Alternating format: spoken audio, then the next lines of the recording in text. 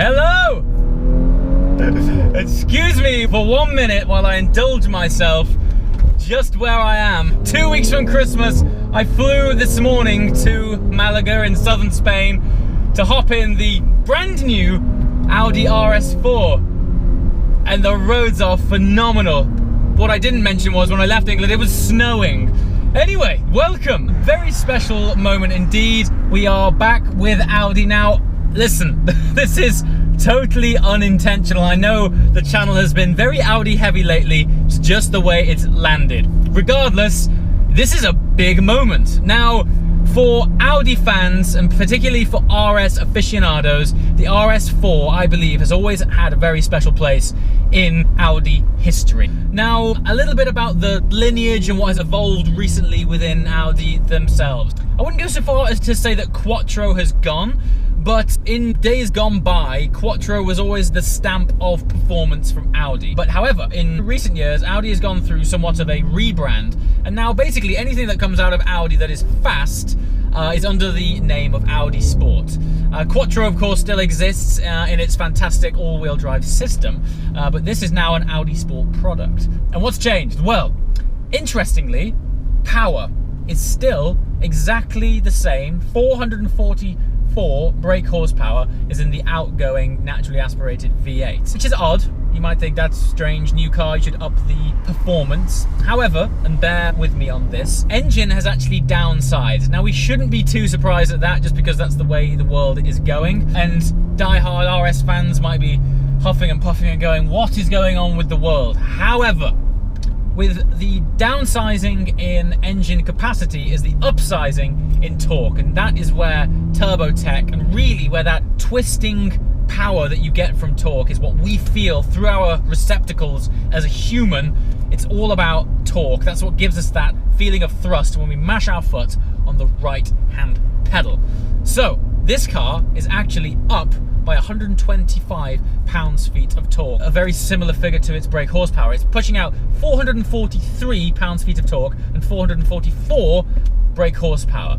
Now, that might not seem a great deal, but honestly, upon dropping a cog in this 8-speed automatic gearbox, we'll get on to that shortly, the torque is wonderful. Now, I wouldn't say it's exactly organ bending, but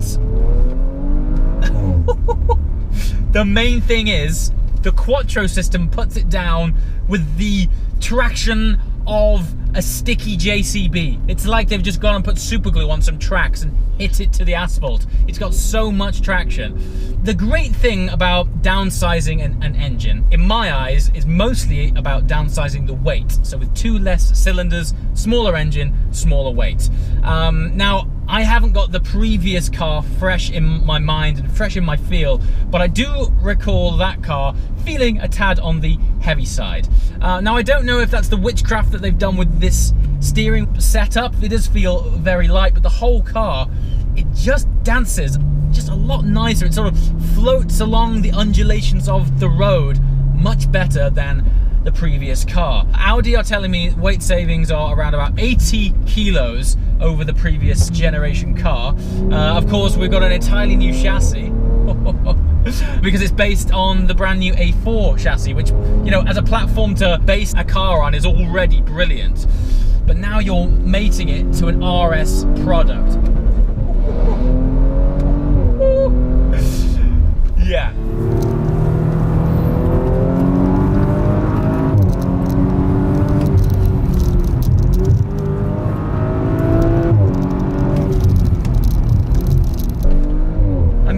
To report that the understeer that was ever so prevalent, the torque is thick. Yeah, the understeer nightmares of old appear. Let's just check out this left. It's alright. It's there, but I think it's there as a bit of a sort of safety net rather than it just not being set up properly. Yeah, I mean, if you carry some braking into the corner, it's planted. It is great. Now, of course, I mean, honestly, I'm driving this road fairly swift right now. We have to remember the platform we're in as well. This thing has, you know, space for the family. a boot for DIY and traction for snow. And here we are on this absolutely brilliant mountain road, throwing it around. The colour on this car, Sonoma green, I would spec this. I would actually spec it. It looks so good. I'm not sure if the camera's doing it justice or not. Ooh, yeah, the understeer's fine, guys. I mean, that was a tight corner. But what I would say is carry some braking in with it, just to keep that weight on the front. If you accelerate a little too early, and I guess this applies to most cars, you are going to get the front end wash out somewhat. But no, it's there for you. It's there. Tires. Now, for whatever reason, the new RS4 is running Hankook tires. Now, I've got nothing against Hankook, but it does seem an odd choice. I can't help but feel Hankook have done them quite a good deal to get the rubber on these rims. However, as you've seen just then, you wouldn't want to be going much quicker than that, I can assure you. And they're great. The bite is really nice. You know, the tires, ultimately, it doesn't matter what tech you've got in your car, it ultimately all goes through a piece of rubber that big, and these Hankooks seem to be dealing with it beautifully. Okay, this is a bit of a sore point for me, because if you watch this channel regularly, you'll know that I'm somewhat of a gearbox snob.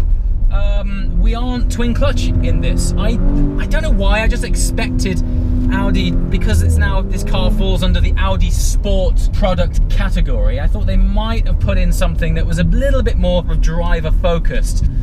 However, Audi have opted with their 8-speed auto. As you've seen, dealing with it very nicely indeed. It's not my preference, but ultimately 95% of the time you're not going to find yourself lucky enough to be on roads like this. I've gone very much out of my way to hunt down these magnificent, basically like Spanish Alps, just to test out the dynamics of this car. That gearbox didn't skip a beat. I was very much on it, changed when I wanted to. It's not a razor sharp shift, but the number one thing, and this is what I care about the most, it changes down exactly when you want it to change down. Now, I haven't driven this car in auto at all, but I don't need to. I know Audi's 8-speed auto is mapped beautifully for just dailying around in automatic. I want to know what this thing is like when you put it into dynamic. Is it dynamic? Is it RS? Gearbox, yes, it does hit the spot, and importantly, okay, it ticks the box for down changing exactly when you want it to, but it doesn't quite have that super crisp slamming it home like you would do from dual clutch. But then again, this isn't an R8, it's an RS4, and miles per gallon so far are disproportionately high.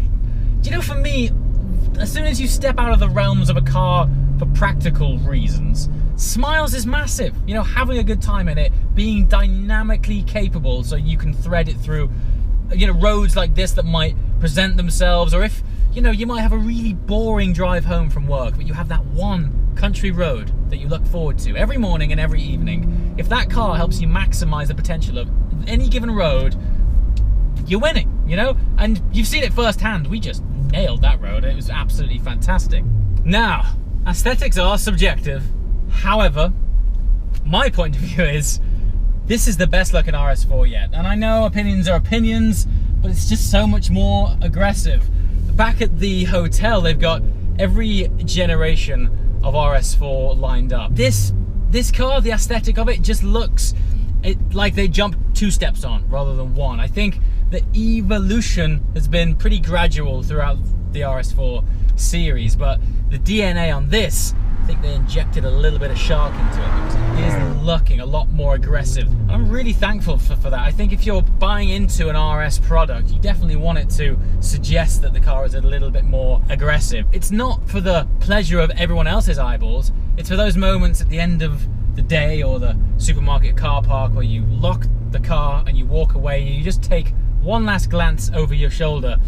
That's when you know you're in something a little bit tasty. And I'm finding that with this car, particularly in Sonoma green. It looks fantastic, but in the sun, the metallic fleck is gorgeous.